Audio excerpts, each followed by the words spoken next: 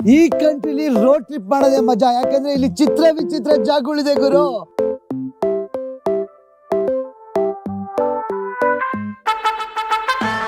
ಚಿತ್ರ ವಿಚಿತ್ರ ಜಾಗಗಳಂದ್ರೆ ghost house ಅಂತೆ, ಮತ್ತೆ ಏಲಿಯನ್ಸ್ ಇರೋ ಹಳ್ಳಿ ಇದೆಯಂತೆ, ಮತ್ತೆ ನೀವು ನೋಡ್ತಾ ಇದ್ರಲ್ಲ ಈ ತರ ಏನೇನೋ ಆರ್ಟಿಸ್ಟಿಕ್ ಆಗಿ ಇದೆಯಂತಪ್ಪ.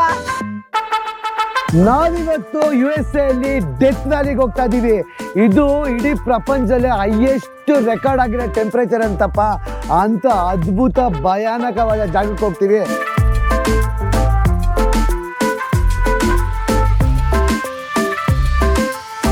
ನಮ್ ಜೊತೆ ನಿಮ್ಮನ್ನು ಕರ್ಕೊಂಡು ಹೋಗ್ತೀವಿ ಈ ರೋಡ್ ಟ್ರಿಪ್ಗೆ, ಡೆತ್ ವ್ಯಾಲಿಗೆ. Welcome to USA Death valley.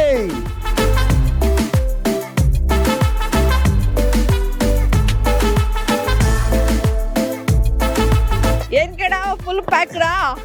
One of the hottest ಬಿಸಿಲಿರೋ ಜಾಗಕ್ಕೆ ಹೋಗ್ತಾ ಇದ್ದೀವಿ. ಇಡೀ ಪ್ರಪಂಚದಲ್ಲಿ ಇಲ್ಲೇ ಅಂತ ಹೈಯೆಸ್ಟ್ ಟೆಂಪ್ರೇಚರ್ ರೆಕಾರ್ಡ್ ಆಗಿರೋದು. ಇಷ್ಟು ದಿನ ಆರಾಮಾಗಿ ಹೋಗ್ತಾ ಇದ್ವಾ, ಇವಾಗಿಂದ ಹೊಡೆಯುತ್ತೆ ನೋಡು ಬಿಸಿಲು. ಎಲ್ಲಿಗೆ ಹೋಗ್ತಾ ಇದೀವಿ ಗೊತ್ತಾ? Death valley, ghost towns. ಹೆದರಿಕೆ ಆಗ್ತಾ ಇದೆ ಇವಾಗ. ಬನ್ನಿ ಹೋಗೋಣ. ಏನು ಗೊತ್ತಾ, ಈ ಚಿಕ್ಕ ಚಿಕ್ಕ ಹೋಟ್ಲುಗಳು ಮಾಡ್ಕೊಂಡ್ರೆ ಇಲ್ಲಿ US ಅಲ್ಲಿ ಒಂದರಲ್ಲೂ ಲಿಫ್ಟ್ ಇಲ್ಲ ಗುರು. ಎರಡೆರಡು ದಿನಕ್ಕೆ ಹೋಟ್ಲು ಚೇಂಜ್ ಮಾಡ್ಬೇಕು. ನನಗಂತೂ ಬ್ಯಾಗ್ ಎತ್ತಿಕ್ಕಿ ಇಳಿಸಿ ತಲೆ ಕೆಟ್ಟೋಗ್ಬಿಟ್ಟಿದೆ. ಬಾಕ್ಸ್ ತರ್ಸ್ಕೊಳ್ಳೋದು ಏನದು ಅಂತ? ಏನಂತ ತರ್ಸೋ ಬಾಕ್ಸ್ ಅದು? ಇಲ್ಲಿ ನಮ್ಮ ನಾಯಿ ಮರಿ ಲಾಸ್ ಏಂಜಲ್ಸ್ ಅಲ್ಲಿ ಮಾಡಿಸ್ಕೊಂಡಿರೋದು ಕ್ಲೀನಾಗಿ ಒಣಗ್ಬಿಟ್ಟೈತೆ. ಸೊ ಬನ್ನಿ ಇವಾಗ ನಾಡ್ ಬಿಟ್ಟು ಡೆಸರ್ಟ್ ಕಡೆ ಪಯಣ ಬೆಳೆಸೋಣ. USA ಅಂದ್ರೆ ಎಲ್ಲಾ ತರ ಲ್ಯಾಂಡ್ಸ್ಕೇಪ್ ಇರುತ್ತೆ, ನಾವಿವಾಗ ಡೆಸರ್ಟ್ ಕಡೆ ಪಯಣ ಬೆಳೆಸ್ತೀವಿ. ಏನಂತ ಕೇಳೋಣ? ಜೈ ಆಂಜನೇಯ ಅನ್ಕೊಂಡು ಹೋಗ್ತಾ ಇರೋಣ. ಜೈ ಆಂಜನೇಯ, ಲೆಟ್ಸ್ ಗೋ. ನಾವು ಡೆತ್ ವ್ಯಾಲಿ ಕಡೆ ನಮ್ಮ ರೋಡ್ ಟ್ರಿಪ್ ಹೋಗ್ತಾ ಇದ್ದೀವಿ. ಆದರೆ ಇದೇ ಫೆಬ್ರವರಿ 14ನೇ ತಾರೀಕು ನಾವು ನಮ್ಮ ಫ್ಲೈಯಿಂಗ್ ಪಾಸ್ಪೋರ್ಟ್ ಟೂರ್ಸ್ ಕಡೆಯಿಂದ the great Australia group tour ಕರ್ಕೊಂಡು ಹೋಗ್ತಾ ಇದ್ದೀವಿ. ಈ ಕೇಳಿದ್ರೆ ನಮಗೆ ಕಾಲ್ ಅಥವಾ ವಾಟ್ಸ್ಆ್ಯಪ್ ಮಾಡಿ ನಮ್ಮ ಫ್ಲೈಯಿಂಗ್ ಪಾಸ್ಪೋರ್ಟ್ ಜೊತೆ ಮಾತಾಡಿ ಏನೇನೋ ನೋಡ್ತೀವಿ, ಎಷ್ಟು ಜನ ಇರ್ತೀವಿ ಅಂತ ತಿಳ್ಕೊಳ್ಳಿ. ಆದಷ್ಟು ಬೇಗ ನಿಮ್ಮ ಸ್ಲಾಟ್ನ ಬುಕ್ ಮಾಡ್ಕೊಳ್ಳಿ. ಜೈ ಆಂಜನೇಯ ಅನ್ಕೊಂಡು ನಮ್ಮ ಜರ್ನಿ ಹೋಗ್ತಾ ಇದೆ ಡೆತ್ ವ್ಯಾಲಿ ಕಡೆ. ಟೋಟಲ್ಲು 500 ಕಿಲೋಮೀಟರ್ ಇದೆ, 9 ಅವರ್ ಜರ್ನಿ. ಈ ಜರ್ನಿನ ನಮ್ಮ ಜೊತೆ ನಿಮ್ಮನ್ನು ಕರ್ಕೊಂಡು ಹೋಗ್ತೀವಿ. ಬನ್ನಿ, the hottest place on earth ಹೋಗೋಣ, ಡೆತ್ ವ್ಯಾಲಿ. ಜೈ ಆಂಜನೇಯ ಆಶಾ. ಜೈ ಆಂಜನೇಯ.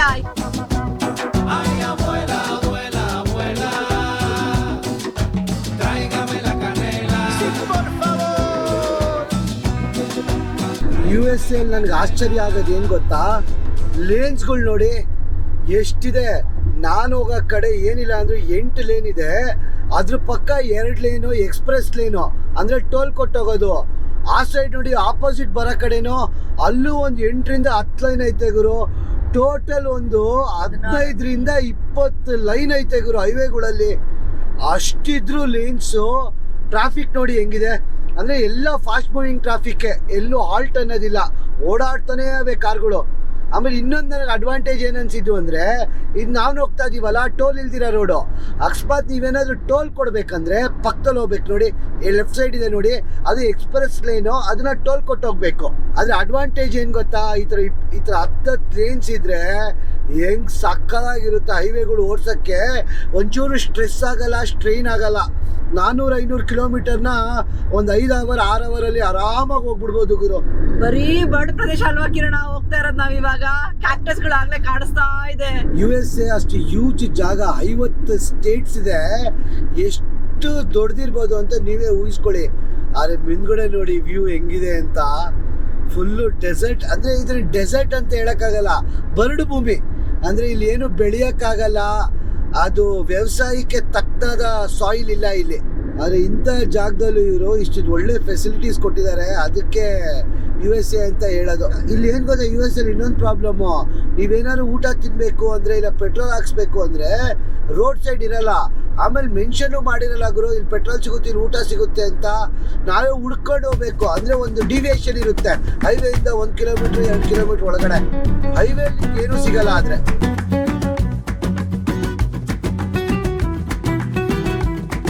US ಅಲ್ಲಿ ನಾವು ಟ್ರಾಫಿಕ್ ಆಗಲ್ಲ, ಎಲ್ಲ ರೋಡ್ಸ್ ಯಾವಾಗಲೂ ಫ್ರೀ ಇರುತ್ತೆ ಅಂದ್ಕೊಂಡಿರ್ತೀವಿ. ಆದರೆ ಆ ಥರ ಅಲ್ಲ. ಆ್ಯಕ್ಚುಲಿ ಇದು ಇಂಟರ್ಸೆಕ್ಷನ್ಗಳು. ಅಂದರೆ ಹೇಗೆ ಅಂದರೆ ಅಕ್ಕಪಕ್ಕ ಒಂದು ಚಿಕ್ಕ ಚಿಕ್ಕ ಹಳ್ಳಿಗಳು ಇರ್ತವೆ. ಎಷ್ಟೊಂದು ಕಡೆಯಿಂದ ಮೇನ್ ರೋಡಿಗೆ ಬಂದು ಜಾಯಿನ್ ಆಗ್ತವೆ ಕಾರ್ಗಳು. ಆ ಇಂಟರ್ಸೆಕ್ಷನಲ್ಲಂತೂ ಎಕ್ಸಾಕ್ಟ್ಲಿ ತುಂಬ ಜಾಮ್ಗಳಾಗ್ತವೆ. ಇವಾಗ ನೋಡಿ, ಇದು ಆಲ್ಮೋಸ್ಟ್ ಒಂದು ಅರ್ಧ ಅವರ್ ಆಯಿತು ಹೋಗ್ತಾನೇ ಇದೀವಿ ಜಾಮಲ್ಲಿ.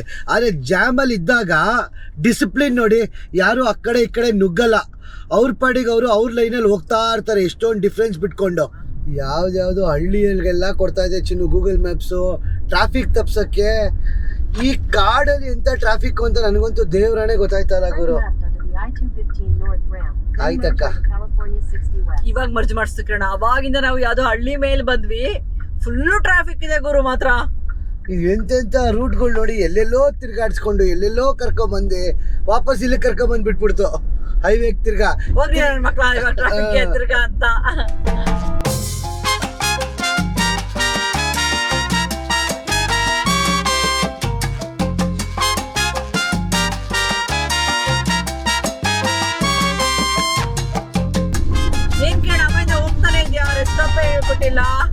ಆಕ್ಚುಲಿ ತುಂಬಾ ಜಾಗಗಳಿದೆ ಇವಾಗ ಓಕೆ, ಬನ್ನಿ ತೋರ್ಸ್ಕೊಂಡು ಕರ್ಕೊಂಡು ಹೋಗ್ತೀವಿ ನಿಮ್ಗೆ. ಫಸ್ಟ್ ಇನ್ನೊಂದು ನಾವು ಕಾರ್ ಎದ್ದಾಗ 3 ಅವರ್ ಎಲ್ಲೂ ಸ್ಟಾಪ್ ಕೊಟ್ಟಿಲ್ಲ, ಕಂಟಿನ್ಯೂಸ್ ಹೊಡಿಬೇಕು ಅಂತ ಕಾರ್ ಎತ್ತಿದ್ದು. ಸೊ ಹೊಡೆದ್ಬಿಡೋಣ, ಈ 3 ಅವರ್ ಹೊಡೆದ್ರೆ ಅದಾದ್ಮೇಲೆ ಕಂಟಿನ್ಯೂಸ್ ಜಾಗಗಳಿದೆ ನೋಡೋದು. ಡೆತ್ ವ್ಯಾಲಿಗೆ ಹೋಗ್ತಾ ಗೋಸ್ಟ್ ಟೌನ್ಗಳಂತೆ ಏನೇನೋ ಇದೆ ಗುರು. ಆ ಜಾಗಗಳು ತೋರ್ಸ್ಕೊಂಡು ಕರ್ಕೊಂಡು ಹೋಗ್ತೀವಿ. ಫಸ್ಟು 3 ಅವರ್ ಹೊಡ್ಬಿಡೋಣ, ಈ ಕಡೆಯಿಂದ ಫುಲ್ ಕಾಡೊಳಕ್ಕೆ ಹೋಗ್ಬಿಡೋಣ. ಅಂದ್ರೆ ಕಾಡಲ್ಲ, ಇದು ಮರುಭೂಮಿ ಕಡೆ ಹೋಗ್ಬಿಡೋಣ.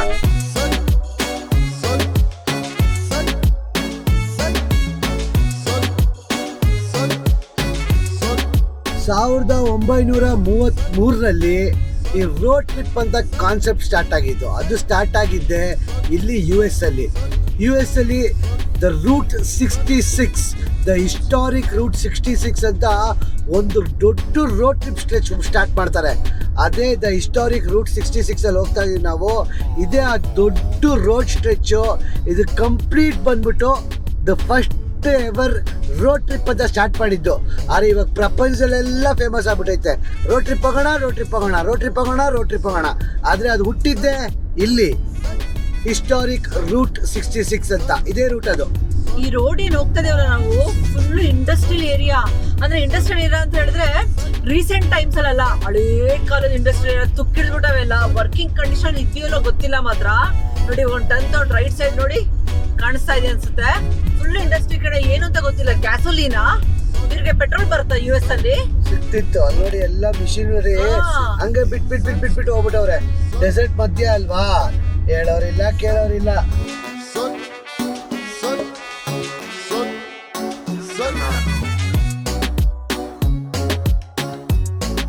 US ರೋಡ್ ಟ್ರಿಪ್ ಮಾಡ್ಬೇಕಾದ್ರೆ ಏನಪ್ಪಾ ಸ್ಪೆಷಾಲಿಟಿ ಅಂತ ಹೇಳಿದ್ರೆ, ಇವ್ರಿಗೆ ನೇಚರ್ ಕಮ್ಮಿ, ಅಂದ್ರೆ ಬರೀ ಬರ್ಭೂಮಿ ಅಲ್ವಾ.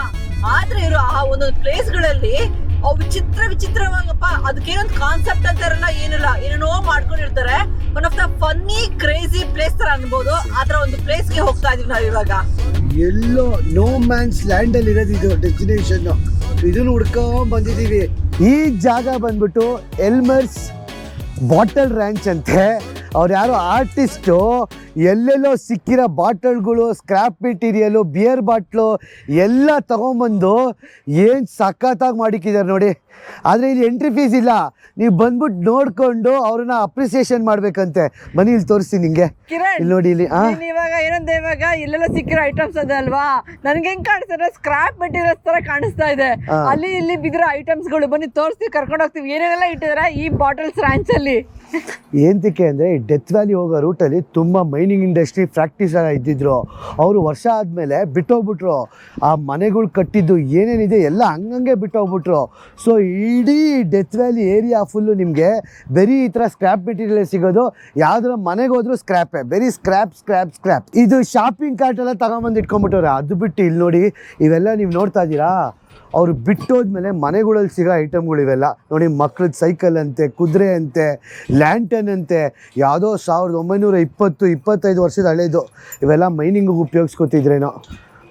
ಸೊ ಈ ನೀವು ಡೆತ್ ವ್ಯಾಲಿ ಅಂದ ತಕ್ಷಣ ಏನಪ್ಪ ಡೆತ್ ವ್ಯಾಲಿ ಗೋಸ್ಟ್ ಟೌನ್ ಅಂತ ಅನ್ಕೋತೀವಲ್ಲ, ಇದೇ ಥರ ಫುಲ್ ಸ್ಕ್ರ್ಯಾಪ್ ಮೆಟೀರಿಯಲ್ಸ್ ಏರಿಯಾ. ಪಾಪ ಏನೇನು ಸಿಕ್ಕಿದ್ರು ಎಲ್ಲ ಎತ್ತಾಕ ಬಂದ್ಬಿಟ್ಟವ್ರೆ. ತೂಕ ಹಾಕೋ ಮಿಷಿನ್, ಪೇಪರ್ ತೂಕ ಹಾಕೋ ಮಿಷಿನ್ ಇದೆ ಕಿರಣ.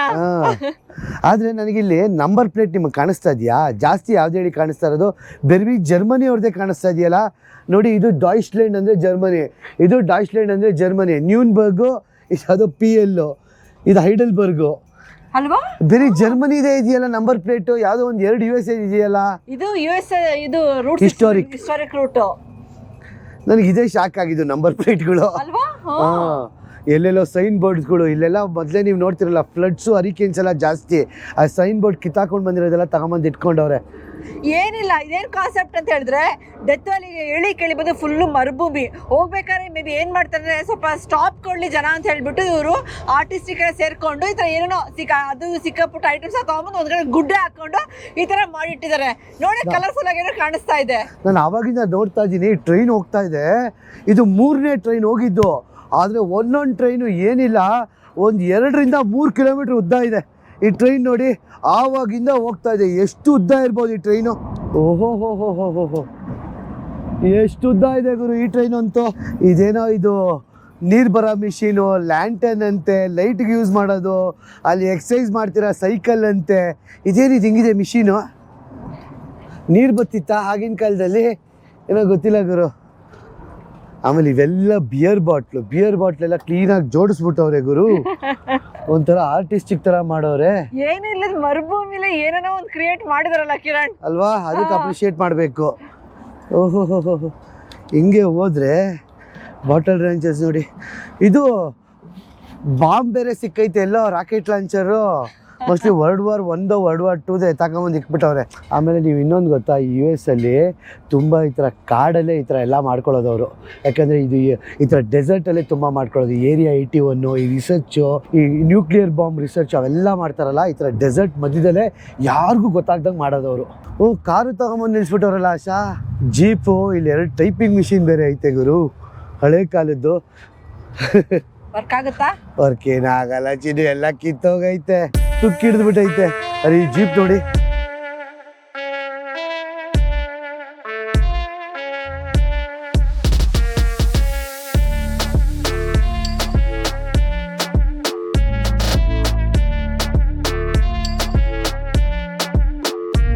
ಚೆನ್ನಾಗಿದೆ ಗುರು. ಆದರೆ ಈ ಥರ US ಅಲ್ಲಿ ಈ ಥರ ನಿಮಗೆ ಸ್ಕ್ರ್ಯಾಪ್ ಮೆಟೀರಿಯಲ್ಸ್ ಎಲ್ಲ ಕಾಮನ್ನು, ಎಸ್ಪೆಷಲಿ ನೆವಾಡಾ ಈ ಡೆಸರ್ಟ್ ರೀಜನಲ್ಲಿ.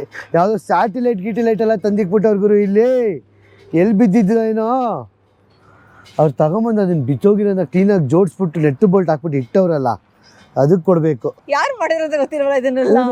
ಎಲ್ಬರ್ ಅಂತ ಅವ್ರು ಆರ್ಟಿಸ್ಟ್ ಅವರು, ಆರ್ಟಿಸ್ಟ್ ಮಾಡಿರೋದು ಇದನ್ನ. ಇದು ನೋಡಿ rocket launcher.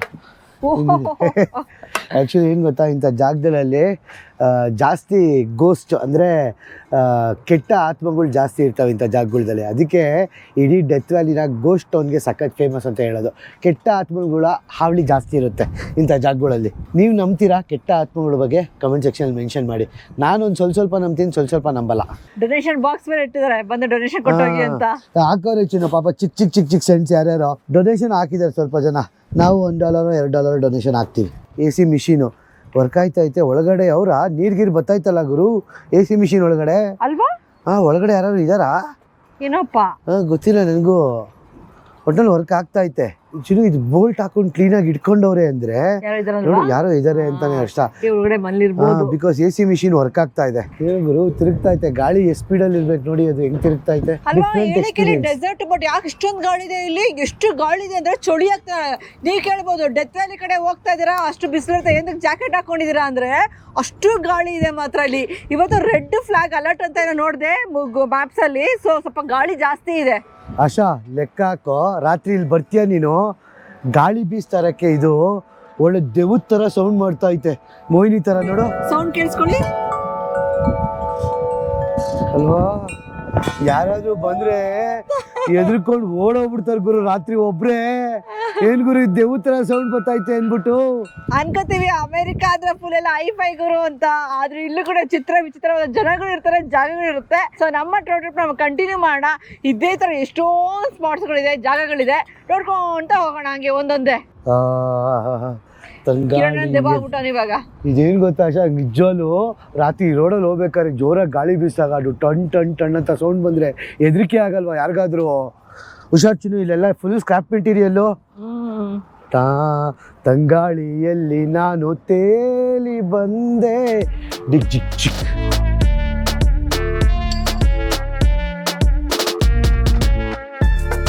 Welcome to the famous highways of USA. ಇದು ಹೈವೇ ಅಲ್ಲ, ಇದು ಮರುಭೂಮಿಯ ರೋಡ್ಗಳು. ಆ್ಯಕ್ಚುಲಿ US ಈ ಥರ ರೋಡ್ ಟ್ರಿಪ್ ಮಾಡಿದ್ರೇ ಚಂದ. ಈ ಥರ ಹೈವೇಲಿ ಹೋದರೆ ನಮಗೇನು ಕಾಣಿಸಲ್ಲ. ಈ ಥರ ಒಳಗಡೆ ರೋಡ್ಗಳಲ್ಲಿ ಹೋದ್ರೇನೆ ಚಂದ. ಇದು ಆಕ್ಚುಲಿ ಫೇಮಸ್ ರೂಟ್ ಅಲ್ವಾ ಅಷ್ಟೇ ಇದು? ಇದನ್ನ ಫೇಮಸ್ ರೂಟ್ 66 ಅಂತಾರೆ. ರೋಡ್ ಟ್ರಿಪ್ ಸ್ಟಾರ್ಟ್ ಆಗಿದೆ ಇಲ್ಲಿಂದ. ಇಲ್ಲಿ ಹೋಗೋದು ರೋಡ್ ಅಷ್ಟೇ ಫೇಮಸ್ ಅಲ್ಲ, ಹೋಗ್ತಾ ಹೋಗ್ತಾ ಚಿಕ್ಕ ಚಿಕ್ಕ ಪುಟಾಣಿ ಪ್ಲೇಸಸ್ಗಳು, ಒಂಥರ ಹಿಸ್ಟಾರಿಕಲ್ ಪ್ಲೇಸಸ್, ಒಂಥರ ಚಿತ್ರ ಪ್ಲೇಸಸ್ ಎಲ್ಲ ಸಿಗುತ್ತೆ. ಆಮೇಲೆ ನೀವು ಅಕ್ಕಪಕ್ಕ ನೋಡಿ ಎಷ್ಟೊಂದು ಪಾಳಾಗಿರೋ ಬಿಲ್ಡಿಂಗ್ಗಳು, ಮನೆಗಳು, ಫ್ಯಾಕ್ಟ್ರಿಗಳೆಲ್ಲ ಇದೆ ಇಲ್ಲಿ. 1900ರಿಂದ ಸ್ಟಾರ್ಟ್ ಆಗಿರೋದು ಇದು. US ಫೇಮಸ್ ಅದಕ್ಕೆ. ತಂದು ಬರ್ತಾರೆ, ಫ್ಯಾಕ್ಟ್ರಿ ಮಾಡ್ತಾರೆ, ಒಂದು ಕಮ್ಯುನಿಟಿ ಬಿಲ್ಡ್ ಮಾಡ್ತಾರೆ, ಒಂದು ಚಿಕ್ಕ ಹಳ್ಳಿ ಥರ. ಅದಾದಮೇಲೆ ಎಲ್ಲ ಅಲ್ಲೇ ಬಿಟ್ಟು ಹೋಯ್ತಾ ಇರ್ತಾರೆ. ಅದು ಕಾಲಕ್ರಮೇಣ ಗೋಸ್ಟ್ ಟೌನ್ ಆಗಿ ಕನ್ವರ್ಟ್ ಆಗ್ಬಿಡ್ತವೆ. ನನ್ನ ರೈಟ್ ಸೈಡ್ ನೋಡಿ ಒಂದು ಸಿಂಪಲ್ ಎಕ್ಸಾಂಪಲ್.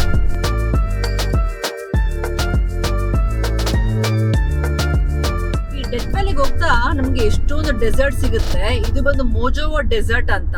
ಈ ಡೆಸರ್ಟ್ ಮಧ್ಯದಲ್ಲಿ ಒಂದು ಸಿಟಿ ಇದೆಯಪ್ಪ. ಸಿಟಿ ಅಂತ ಹೇಳಕ್ಕಾಗಲ್ಲ, ಒಂದು ಟೌನ್ ಅಂತ ಹೇಳ್ಬೋದು. ಬಾರ್ಸ್ಟೌ ಟೌನ್. ಡೆಸರ್ಟ್ ಮಧ್ಯೆ ಒಂದು ಪುಟಾಣಿ ಟೌನ್ ಹೆಂಗಿರುತ್ತೆ ನೋಡಿ ಅಲ್ವಾ? ಏನಿಲ್ಲ, ಒಂದು 4-5 ಅಂಗಡಿಗಳು, ಮತ್ತೆ ಪೆಟ್ರೋಲ್ ಬಂಕ್, ಆಮೇಲೆ ಕಾರ್ ವಾಶ್ ಮಾಡೋ ಅಂಗಡಿ, ಮೇನ್ಲಿ ಕಾರ್ ವಾಶ್ ಮಾಡೋ ಅಂಗಡಿ, ಕಾರ್ ಇದ್ರದೆ, ಮತ್ತೆ ಒಂದ್ 2 ಹೋಟೆಲ್ಗಳು, ಹೋಟೆಲ್ಸ್, ಹಾಸ್ಟ್ಲು ಮತ್ತೆ ಹೋಟೆಲ್ ಮಧ್ಯ ಇರೋದು ಮೊಟ್ಲು.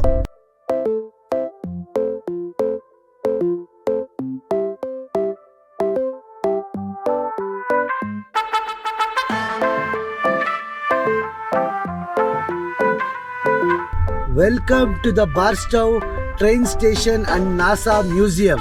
ಈ ಡೆತ್ ವ್ಯಾಲಿಗೆ ಹೋಗ್ತಾ ನಮ್ಗೆ ಎಷ್ಟೊಂದು ಡೆಸರ್ಟ್ ಸಿಗುತ್ತೆ. ಈ ಡೆಸರ್ಟ್ ಬಂದ್ಬಿಟ್ಟು ಮೋಜೋವೋ ಡೆಸರ್ಟ್ ಅಂತ. ಈ ಡೆಸರ್ಟ್ ಅಲ್ಲಿ ಒಂದು ಟೌನ್ ತುಂಬಾನೇ ಫೇಮಸ್ ಆಗುತ್ತೆ, ಬಾರ್ಸ್ಟೌ.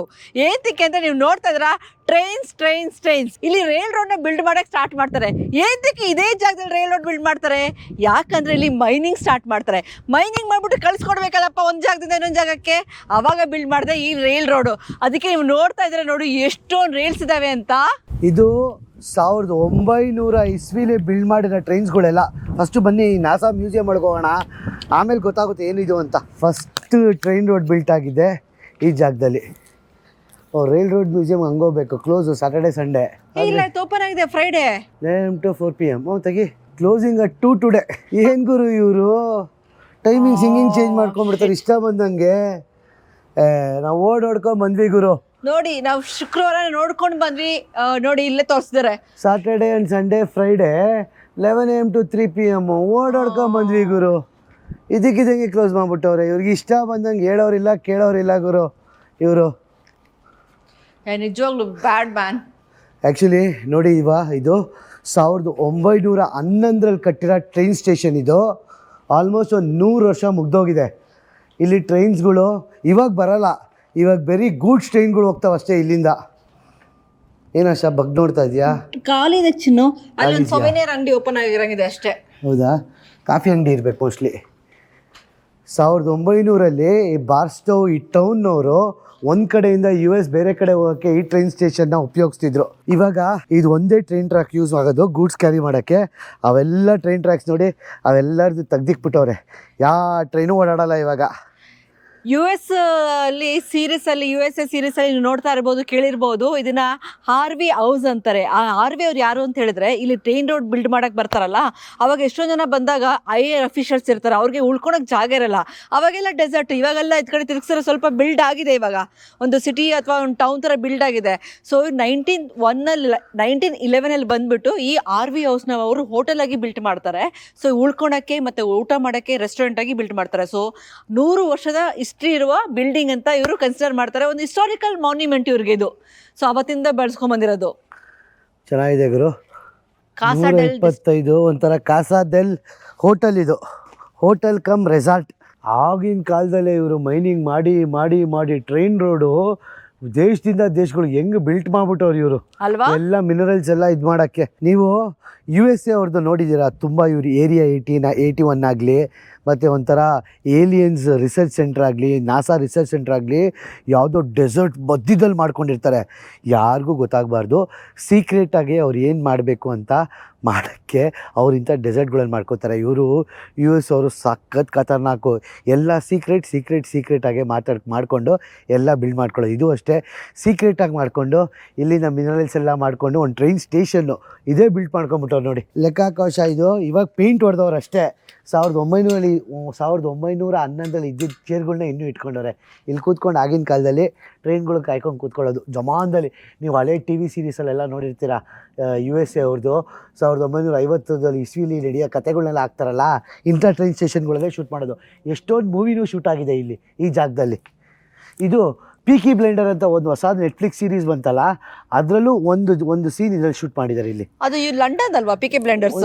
ಇಲ್ಲೂ ಶೂಟ್ ಮಾಡ್ತಾರೆ. ಅವ್ರಿಗೇನು ಲಂಡನ್ನೇ ಆಗ್ಬೇಕಾಗಿಲ್ಲ, ಜಾಗಗಳು ಎಲ್ಲೆಲ್ಲಿ ಸಿಗ್ತವೆ ಎಲ್ಲ ಕಡೆ ಶೂಟ್ ಮಾಡ್ತಾರೆ.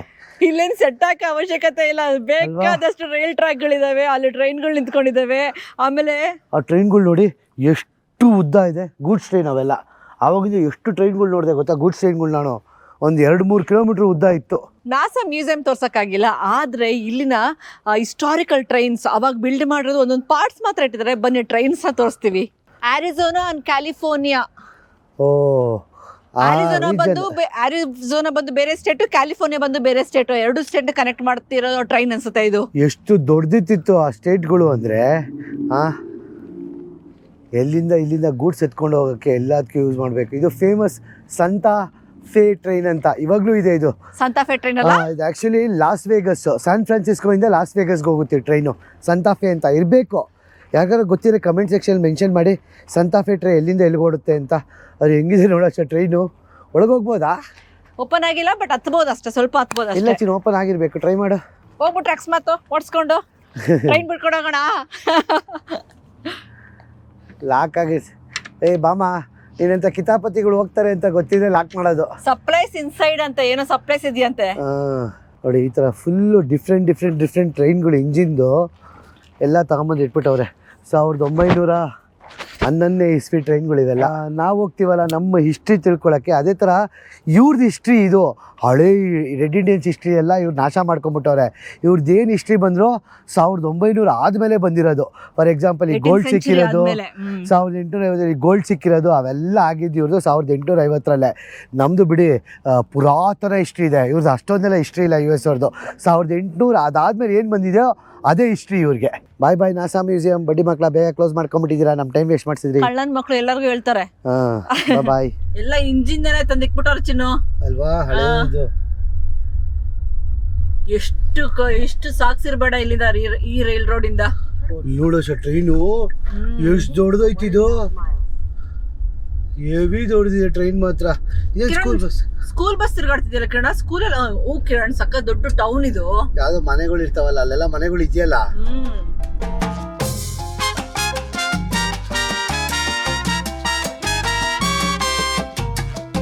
ನೋಡ್ಕೊಂಡು ಹೇಳಿ ಟ್ರೈನ್ ಸ್ಟೇಷನ್ ತರ ಅಂತ ಮೆಕ್ಡೊನಾಲ್ಡ್ಸ್ ಎಲ್ಲ ಫುಲ್ಲು ಟ್ರೈನ್ ಬೋಗಿಗಳನ್ನ ತಗೊಂಬಂದು ಇಟ್ಬಿಟ್ಟವ್ರೆ. ಸೊ ಇವ್ರು ಎಷ್ಟು ಚೆನ್ನಾಗಿ ಕಾಪಾಡ್ಕೊಂಡಿದ್ದಾರೆ ಅಂತ ಹೇಳಿದ್ರೆ, ಒಂದು ರೆಸ್ಟೇಷನ್ ಇದೆ, ಅಂದರೆ ಎಲ್ಲ ಊಟದ ರೆಸ್ಟೋರೆಂಟ್ಗಳಾಗಿರ್ಬೋದು, ಟಾಯ್ಲೆಟ್ಸ್ಗಳಾಗಿರ್ಬೋದು, ಅದನ್ನು ಕೂಡ ಟ್ರೈನ್ ಸ್ಟೇಷನ್ ಥರನೇ ಮಾಡ್ಕೊಂಡಿದ್ದಾರೆ. ನೋಡಿ ಇಲ್ಲಿ ಸಬ್ವೆ ಬಂದ್ಬಿಟ್ಟು ಮಾರ್ಸ್ಟನ್ ಸ್ಟೇಷನ್ ಥರ ಅಲ್ವಾ. ಅಂದರೆ ಆಗಿನ ಕಾಲದಲ್ಲಿ ಒಂದು ಟ್ರೈನ್ ಸ್ಟೇಷನ್ ಹೆಂಗಿತ್ತೋ ಆ ಥರ ಡೆವಲಪ್ ಮಾಡ್ಕೊಂಬಿಟ್ಟವ್ರು ಇವರು. ಎಂಟ್ರೆನ್ಸ್ ನೋಡೋಕೆ ಅದಕ್ಕೆ ಹೋಗಕ್ಕೆ ಅಲ್ವಾ ಬೋಗಿಗಳು ಇಟ್ಟಿರೋದು, ಟ್ರೈನ್ ಬೋಗಿ ಥರನೇ ಮಾಡ್ಬಿಟ್ಟವ್ರೆ. ಟ್ರೈನ್ ಬೋಗಿಗಳನ್ನೇ ತಂದಿಟ್ಟಿರೋದು ಆಶೆ ಇವರು ಅಲ್ವಾ. ಟ್ರೈನ್ ಬೋಗಿಗಳನ್ನೇ ತಂದಿಟ್ಬಿಟ್ಟವ್ರೆ ಒಳಗಡೆ ಎಲ್ಲ. ಚೆನ್ನಾಗಿ ಮಾಡ್ಕೊಂಡವ್ರೆ ಗುರು ಟ್ರೈನ್ ಸ್ಟೇಷನ್ನ. ಅಂದರೆ ಟ್ರೈನ್ ಸ್ಟೇಷನ್ನ ಇದು ಮಾಡ್ಕೊಂಡವ್ರೆ. ಇಲ್ಲಿ ಇಲ್ಲಿ ತೋರಿಸ್ತೀನಿ. ಟ್ರೈನ್ ಬೋಗಿಗಳನ್ನೇ ತಂದಿಟ್ಬಿಟ್ಟವ್ರೆ ಇಲ್ಲಿ. ಕಿರಣ್ ಇಲ್ಲಿ ಹಾಯ್. ಏನಿದೆ ಟಾಯ್ಲೆಟಾ? ಇಲ್ಲ ಟಾಯ್ಲೆಟ್ ಅಲ್ಲ, ಬೋಗಿ ಅಷ್ಟೇ. ಒಂದು ಟ್ರೈನ್ ಬೋಗಿ ಎಲ್ಲ ಕಾಣುತ್ತೆ, ಡಿಸ್ಪ್ಲೇ ತರ. ಇಲ್ಲಿ ಇದೆಯಲ್ಲ ಬೋಗಿ. ಒಳಗಡೆ ಸಬ್ವೆ ಸ್ಟೇಷನ್ ಟ್ರೈನ್ ತರನೇ ಮಾಡಿರ್ಬೇಕಷ್ಟೇ ನನ್ನ ಪ್ರಕಾರ. ಓಪನ್ ಆಗಲ್ವಾ? ಓಪನ್ ಆಗಲ್ಲ, ಸುಮ್ಮನೆ ಫ್ಯಾನ್ಸಿ, ಅಟ್ಲೀಸ್ಟ್ ನೋಡಕ್ಕೆ ಒಂಥರ ಅಲ್ವಾ. ಬೋಗಿ ಅದ್ಯಾವುದೋ ಹಳೇದು ಟ್ರೈನ್ದು ಬೋಗಿ ತಂದಿಕ್ಬಿಟ್ಟು ಡಿಸೈನ್ ಹೊಡೆದ್ಬಿಟ್ಟವ್ರೆ. ಚೆನ್ನಾಗಿ ಮಾಡ್ಕೊಂಡವ್ರೆ ಗುರು. ಒಂದು ಟ್ರೈನ್ ಸ್ಟೇಷನ್ ಇಷ್ಟೊಂದು ಚೆನ್ನಾಗಿ ಮಾಡ್ಕೊಂಡವ್ರೆ. ಹಿಂಗೆ ಇಲ್ಲಿ ಹೆಚ್ಚಿನ ಟಾಯ್ಲೆಟು ಎಲ್ಲ ಹೊರಡೆ ಫುಲ್ ಅಂಗಡಿ. ಇಲ್ಲಿ ಟಾಯ್ಲೆಟು, ರೆಸ್ಟ್ ರೂಮ್ಸ್. ಚಿನ್ನು ಇದು ಫುಲ್ ಬೋಗಿ ಥರನೇ ಮಾಡಿರೋದು. ಟ್ರೈನ್ ಬೋಗಿಲಿ ಓಡಾಡ್ತೀವಲ್ಲ. ಡೈನಿಂಗ್ ಮಾಡ್ಬೋದು ಕಣ ಹೋಗ್ಬಿಟ್ಟು. ಓಹೋ, ಅದು ಹೋಟೆಲ್ಲಾ? ರಿಸರ್ವ್ ಮಾಡ್ಕೊಂಡು ಕ್ಲೋಸ್ ಆಗಿದೆ ಇವಾಗ ಸದ್ಯಕ್ಕೆ. ಏನ್ ಗೊತ್ತಾ ಕಿರಣ್, ಇದು ಸ್ಟೇಷನ್ ಆಗಿತ್ತು ಫಸ್ಟು. ಈ ಸ್ಟೇಷನ್ ಇವಾಗ ಸೊವಿನಿ ಹತ್ರ ಮಾಡ್ಕೊಂಡ್ಬಿಟ್ಟಿದ್ದಾರೆ, ಫುಲ್ ಅಂಗಡಿಗಳು ಇಟ್ಕೊಂಡ್ಬಿಟ್ಟಿದ್ದಾರೆ. ಇದೇ ಸ್ಟೇಷನ್ ನೋಡಿದೆಲ್ಲ. ಆ ಬೋಗಿಗಳು ಬಂದ್ಬಿಟ್ಟು ಹೋಟೆಲ್ಲು ಕುತ್ಕೊಂಡು ಊಟ ಮಾಡ್ಬೋದು, ಚೆನ್ನಾಗಿದೆ. ಕ್ಲೋಸ್ ಆಗಿದೆ. ಆಮೇಲೆ ಇದು ಫುಲ್ ಉದ್ದಕ್ಕೆ ಬೋಗಿ, ಟ್ರೈನ್ ಬೋಗಿ ಥರ ಮಾಡಿದ್ದಾರೆ. ಅಂದರೆ ಅವ್ರದ್ದು ಇದನ್ನ ಹೆಂಗೆ ಕಾಪಾಡ್ಕೊಂಡಿದ್ದಾರೆ ಅವರು ಅಂತ ಕ್ಲೀನಾಗಿ ಗೊತ್ತಾಗುತ್ತೆ. ಬಾತ್ರೂಮ್ ನೋಡ್ಕಣೆ ಏನು ಕ್ಯೂಟ್ ಆಗಿದೆ. ಅದನ್ನು ಬೋಗಿ ಥರನೇ ಮಾಡೋರೆ. ಆ್ಯಕ್ಚುಲಿ ಏನು ಗೊತ್ತಾ, ಇವರು ಇದು ಟ್ರೈನ್ ಸ್ಟೇಷನ್ ಆಗಿತ್ತು ಮೊದಲು, ಬಾರ್ಸ್ಟೋ ಟ್ರೈನ್ ಸ್ಟೇಷನು. ಆ ಟ್ರೈನ್ ಸ್ಟೇಷನ್ನ ಹಾಳಾಗೋಗಿತ್ತು. ಆಮೇಲೆ ರೆಡಿ ಮಾಡ್ಕೊಂಡು ಅದನ್ನು ರೆಸ್ಟ್ ಸ್ಟೇಷನ್ ಮಾಡ್ಕೊಂಬಿಟ್ಟವ್ರೆ. ರೆಸ್ಟೋರೆಂಟು ಮತ್ತು ಬಂದು ಬಸ್ ನಿಲ್ಸೋಕ್ಕೆ, ಊಟಕ್ಕೆ ಗೀಟಕ್ಕೆ ಎಲ್ಲ ಚೆನ್ನಾಗಿ ಮಾಡೋರೆ. ಅಲ್ಲಿ ಮೆಕ್ಡೊನಾಲ್ಡ್ಸು ಅಲ್ವಾ. ಮೇಲ್ಗಡೆ ನೋಡಿ ಅದು ಡಕ್ಸ್ ಎಲ್ಲ ಟ್ರೈನ್ ಸ್ಟೇಷನ್ ಥರನೇ. ಈ ಥರ ಈ ಒಂದು ಟ್ರೈನ್ ಸ್ಟೇಷನ್ ಕೂಡ ಎಷ್ಟು ಚೆನ್ನಾಗಿ ಮಾಡಿಫೈ ಮಾಡ್ಕೊಂಡು ಇಟ್ಕೊಬೋದು. ಅವ್ರು ಇಷ್ಟೇ ಉಳ್ಕೊಳಕ್ಕೆ ಒಂದು ಎಕ್ಸಾಂಪಲ್ ಆ್ಯಕ್ಚುಲಿ. ಬಾರ್ಸ್ಟೌ ಹೈವೇ 20 ಇವೆಲ್ಲ ರೂಟ್ 66ಗೆ ಬರುತ್ತಾ ಆಶಾ? ಹೌದು, ಫುಲ್ಲು. ಅಬ್ಸರ್ವ್ ಮಾಡ್ತಾ ಇದೆಯಾ? ಇದು ತುಂಬಾ ಕರಿ ಜನ ನೋಡ್ತಾ ಇದೆಯಾ ಅಂತ ಕೇಳು. ಇಲ್ಲಿ ಕೆಲಸ ಮಾಡಕ್ ಬಂದಿರೋ ಗೊತ್ತಾ, ಅವಾಗ ರೈಲ್ ರೋಡ್ ಬಿಲ್ಡ್ ಮಾಡ್ಬೇಕಾದ್ರೆ ಎಷ್ಟೊಂದ್ ಜನ ಇಲ್ಲಿಗಲ್ ಆಗಿ ಆಫ್ರಿಕಾದಿಂದ ಬರ್ತಾರೆ. ಅವರೆಲ್ಲ ಗೊತ್ತಾಗ್ದಂಗೆ ಬಂದಿದ್ದು ಸೇರ್ಕೊಂಡ್ಬಿಡ್ತಾರೆ. ಇವಾಗ ಜನರೇಷನ್ ಗಟ್ಲೆ ಹೆಂಗೆ ಬಂದ್ಬಿಟ್ಟಿದೆ ಅಲ್ವಾ ಅಂತ ಅಷ್ಟು ಜನ ನೋಡ್ತಾ ಇದೀವಿ. ಇಷ್ಟು ದಿನ ನೋಡ್ದಿರೋಂಥದ್ದು. ನಾವು ಅಲ್ಲಿ ಮ್ಯೂಸಿಯಂ ಅಲ್ಲಿ ನೋಡ್ಕೊಂಡ್ ಬಂದ್ವಲ್ಲ, ಅದೇ ತರ ಇಲ್ಲಿ ಟ್ರೈನ್ಗಳು ಅದೇ ಫುಲ್ ಪೇಂಟ್ ಹೊಡೆದ್ಬಿಟ್ಟು ಚೆನ್ನಾಗಿ ಮಾಡ್ಕೊಂಡ್ಬಿಟ್ಟವ್ರೆ. ಇಲ್ಲಿ ದೊಡ್ಡ ದೊಡ್ಡ ಬಸ್ಗಳು ಕಿರಣ, ಒಂದು ಸ್ಟೇಟಿಂದ ಇನ್ನೊಂದು ಸ್ಟೇಟಿಗೆ ಬಸ್ಸಸ್ ಹೋಗ್ತಾವ ನೋಡು, ಎಲ್ಲ ಬಂದು ನಿಲ್ಸ್ಬಿಟ್ಟು ಇಲ್ಲಿ ಊಟ ನಿಲ್ಸ್ತಾರೆ. ರೆಸ್ಟ್ ಸ್ಟೇಷನ್ ತರ, ರೆಸ್ಟ್ ಸ್ಟಾಪ್ ತರ ಇವ್ರಿಗೂ ಕೂಡ ಇದು. ಚೆನ್ನಾಗಿದೆ ಗುರು. ನಾನೇನೋ ಅನ್ಕೊಂಡೆ ಡೆಸರ್ಟ್ ಮಧ್ಯದಲ್ಲಿ ಈ ಥರ ಟ್ರೈನ್ ಸ್ಟೇಷನ್ನ ಇಟ್ಕೊಂಡು ಅದನ್ನ ರೆಸ್ಟ್ ಸ್ಟೇಷನ್ ಮಾಡಿಕೊಂಡು, ಆದರೆ ಇದು ಗೊತ್ತಾ, ನಾನು ಅವಲೇ ಹೇಳಿದ್ನಲ್ಲ ನೋಡಿ, ಇಲ್ಲಿ ಹಾಕ್ಬಿಟ್ಟಿದ್ದಾರೆ route 66. The first road trip route ಇದು, ಅದರಿಂದನೇ ಸ್ಟಾರ್ಟ್ ಆಗೋದು. ಇವೆಲ್ಲ ಅದ್ರ ಜಾಗಗಳು ನೋಡ್ಕೊಂಡು ಹೋಗೋದು, ಒಂದೊಂದು ಜಾಗಗಳ್ನು. ಎಡಿಚಿನ ಅಲ್ಲೇ ಮುಂದೆ ಇದೆ ಕಾಲ್ಸ್ ಜೂನಿಯರ್. ಇದು ಏನಪ್ಪ ಪಪಾಯಿ ಸೊಪ್ಪು ತಿನ್ಕೊಂಬರೋಣ. ಕಿರಣ US ಅಲ್ಲಿ ಫುಲ್ ಜಂಕ್ ತಿಂತಾ ಇದಾರೆ ಮಾತ್ರ. US food junk food. Chicken ಚೆನ್ನಾಗಿರುತ್ತೆ ಗುರು, ತುಂಬಾ ಚೆನ್ನಾಗಿ ಮಾಡ್ತಾರೆ. ಸ್ಪೈಸಿ ಏನೇನೋ ಹಾಕ್ಬಿಟ್ಟು. ಏನ್ ಗೊತ್ತಾ, ಸಕ್ಕದಾಗಿ ಸಾಸಸ್ ಎಲ್ಲ ಇದು ಮಾಡಿ ಹಾಕ್ಬಿಟ್ಟು ಕೊಡ್ತಾರೆ. ಅದು ತುಂಬಾ ಇಷ್ಟ ಕಿರಣಂಗೆ. ನೀವು ಹೊಟ್ಟೆ ಹಸಿದೆ, ಬೆಳಗ್ಗೆ ಬಿಟ್ಟಿದ್ದು ಏನೂ ತಿಂದಿಲ್ಲ, ಓಡಿಸ್ತಾನೇ ಇದೀವಿ. ಏನೋ ಒಂಚೂರು ತಿನ್ನೋಣ. ಒಂದೇ ಸ್ಟೇಚರ್ ಓಡ್ಕೊಂತ ಬಂದ್ವಿ, ಮ್ಯೂಸಿಯಂ ಕ್ಲೋಸ್ ಆಗ್ಬಿಡುತ್ತೆ ಅಂತ. ಇದು ಸಾಂತಾಫೆ ಅಂತ ಅವಲ್ಲೇ ನೋಡಿದ್ವಲ್ಲ ನಾವು, ತುಂಬಾ ಫೇಮಸ್ ಅನ್ಸ್ತಲ್ವಾ? Santa Fe train. ಎಲ್ಲ ಕಡೆ ಸಾಂತಾಫೆ ಟ್ರೈನ್ ಅಂತ ಬರ್ದವ್ರೆ. ನೀನು ಹೇಳಿದಲ್ಲ ಚಿನ್ನು, ಇಲ್ಲಿ ತುಂಬಾ ಜನ ಆಫ್ರಿಕನ್ ಪೀಪಲ್ ತುಂಬಾ ಜಾಸ್ತಿ ಇಲ್ಲಿ. Welcome to Popeyes. ಇಲ್ಲಿ US ಅಲ್ಲಿ ಇನ್ನೊಂದೇನು ಗೊತ್ತಾ, ಪುಷ್ ಇರಲ್ಲ, ಯಾವಾಗಲೂ ಫುಲ್ ಇರುತ್ತೆ. ಜಾಸ್ತಿ ಕಳ್ತನ ಆಗ್ಬೇಕಾರೆ ಫಸ್ಟ್ ಆರ್ಡರ್ ಮಾಡೋಣ, ಆಮೇಲೆ ಫ್ಯಾಕ್ಟ್ ಹೇಳ್ತೀನಿ. ಓಕೆ ನೋಡಿ ಚಿಕನ್ ಹೆಂಗ್ ಮಾಡ್ತಾ ಇದಾರೆ ಅಂತ. ಫೇಮಸ್ ಗುರು ಪಪಾಯ್ಸ್ ಅಂತೂ ಇಲ್ಲಿ ನಂಬರ್ 1 ಚಿಕನ್ ಫುಡ್ ಜೈಂಟ್ ಇದು ಪಪಾಯಿ. ಏನೇನೋ ಆಫರ್ ಇದೆ. ಅಷ್ಟಾ ತಗೊಂಡಮ್ಮ, ಎಷ್ಟಾಯ್ತು? $26. ಒಂದ್ಸರಿ ಊಟಕ್ಕೆ 2,500. ಕಮ್ಮಿನೇ. ಹೌದಾ? ಕಮ್ಮಿನೇ. ಎಸ್ಪೆಷಲಿ US ಅಲ್ಲಿ ಇವ್ರದ್ದು ಲೋಕಲ್ ಫುಡ್ ಇಲ್ಲ. ಅಂದರೆ ನಮ್ಮ ಇಂಡಿಯಾದಲ್ಲಿ ಲೋಕಲ್ ಫುಡ್ ಎಲ್ಲ ಇರುತ್ತಲ್ಲ, ದೋಸೆ ಚಪಾತಿ ಆ ಥರ ಎಲ್ಲ.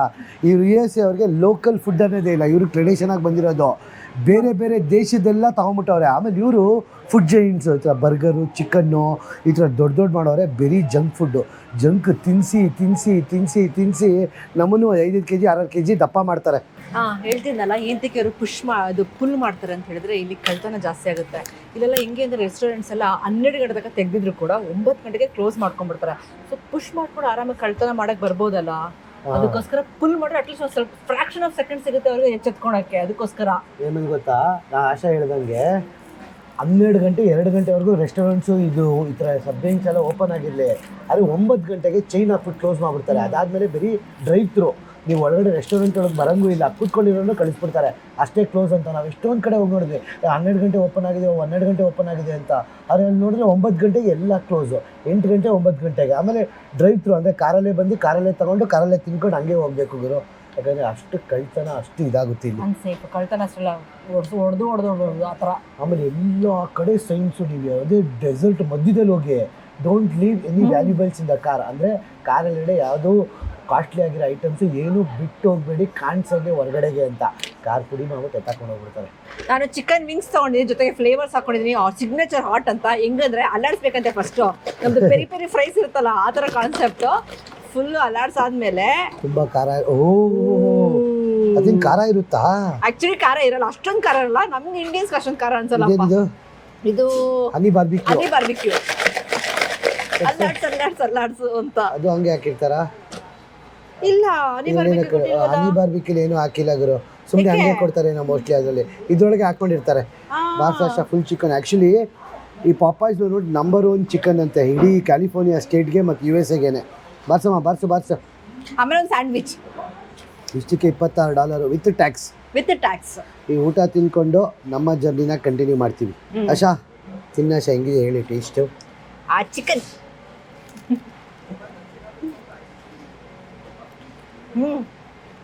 ಕ್ರಿಸ್ಪಿಯಾಗಿ. ಇದ್ರ ಮುಂದೆ KFC 000 ಆಕ್ಚುಲಿ ಹೇಳಿವ ಜಂಕ್ ಸಕ್ಕದ ಹಾಕೊಂಡು ಹೊಡೆದಿರ್ತಾರೆ ಅಂತ. ಚೆನ್ನಾಗಿದೆ, ಟೇಸ್ಟ್ ಚೆನ್ನಾಗಿದೆ. ಇದಂತೂ ಸೂಪರ್ ಆಗಿರುತ್ತೆ. ಓಹೋ ಏನದು ಖಾರ ಹಂಗ್ ಮೆತ್ತವ್ರೆ.